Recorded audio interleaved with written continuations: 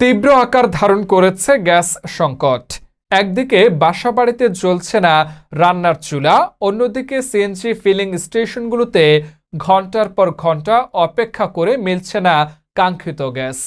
Pump বন্ধ হওয়ায় ভোগান্তিতে পড়েছেন গণপরিবহন ও সিএনজি চালিত অটোরিকশা চালকরা। সংকট কাটিয়ে স্বাভাবিক পরিস্থিতির অপেক্ষায় নগরবাসী। বিস্তারিত জানাচ্ছেন জুলফিকার নাইম। সাপ্তাহিক ছুটির দিন, কিন্তু রান্নাঘরে নেই স্বস্তি। দিনের বড় একটা সময় পার হয়ে গেলেও অনেক বাসাবাড়িতে জ্বলছে না গ্যাসের চুলা। রান্না করতে বাধ্য হয়ে অনেকেই নিচ্ছেন বিকল্প ব্যবস্থা।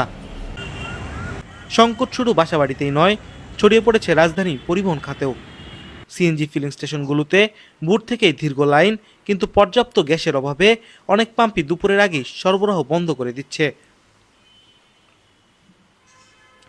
পাম্প কর্তৃপক্ষ বলছে, পাম্প লাইনে পর্যাপ্ত চাপ না থাকায় চাহিদা অনুযায়ী গ্যাস সরবরাহ সম্ভব হচ্ছে না। কম চাপের কারণে অনেক গাড়িতে অল্প পরিমাণ গ্যাস নিয়েই ফিরে যেতে হচ্ছে চালকদের। এরকম প্রেশার নাই, মানে কোনো রকম চলে, একটা লজন চলে, এভাবে দিতেছি। আর অনেক পাম্প তো বন্ধ, দেখতেই পাচ্ছেন।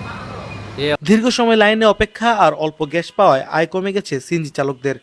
ঘন্টার পর ঘন্টা পাম্পে দাঁড়িয়ে থাকায় স্বাভাবিক পরিবহন সেবাও ব্যাহত হচ্ছে।